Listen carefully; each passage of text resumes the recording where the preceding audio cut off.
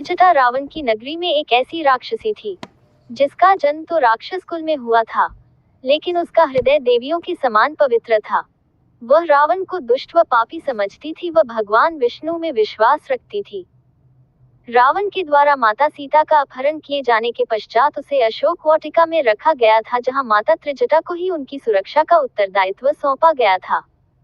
उस समय उसने अपनी बुद्धिमत्ता के साथ माता सीता को संभाला था। त्रिजटा के जन्म के बारे में वाल्मीकि रामायण व तुलसीदास की रामचरितमानस में तो नहीं बताया गया है, लेकिन कुछ अन्य भाषाओं में त्रिजटा के बारे में भिन्न भिन्न विवरण सुनने को मिलते हैं। सबसे प्रमुख मान्यता के अनुसार त्रिजटा को रावण के छोटे भाई विभीषण व उनकी पत्नी सरमा की पुत्री बताया गया है। कुछ अन्य रामायण में त्रिजटा को रावण व विभीषण की बहन के रूप में दर्शाया गया है। किसी भी बात को प्रमाणिक तौर पर नहीं कहा जा सकता, लेकिन यह निश्चित है कि उसका जन्म एक राक्षस कुल में हुआ था। फिर भी उसके अंदर राक्षसी प्रवृत्ति के गुण नामात्र थे। वह हमेशा माता सीता की सच्ची मित्र के रूप में याद की जाती है। जब रावण छल के द्वारा माता सीता को पंचवटी से अपने पुष्पक विमान में उठाकर ले आया तो उसने माता सीता को अशोक वाटिका में रखा। रावण के द्वारा माता त्रिजटा को ही सीता की सुरक्षा सौंपी गई व सभी राक्षसियों का प्रमुख बनाया गया।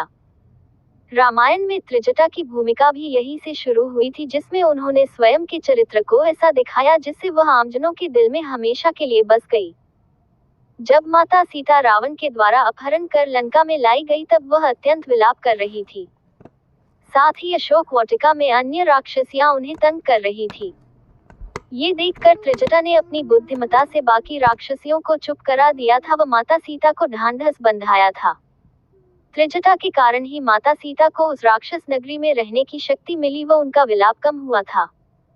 वैसे तो माता त्रिजटा रावण की सेविका थी, लेकिन वह भगवान श्री राम की विजय में विश्वास रखती थी। उसने अपने व माता सीता के बीच के संबंधों को जगजाहिर नहीं होने दिया, किंतु हर पल वह माता सीता को हर महत्वपूर्ण जानकारी देती थी, जैसे कि लंका का दहन होना, समुद्र पर सेतु बनना, राम लक्ष्मण का सुरक्षित होना इत्यादि। त्रिजटा के द्वारा समय समय पर माता सीता को जानकारी देते रहने से उनकी हिम्मत बंधी रहती थी।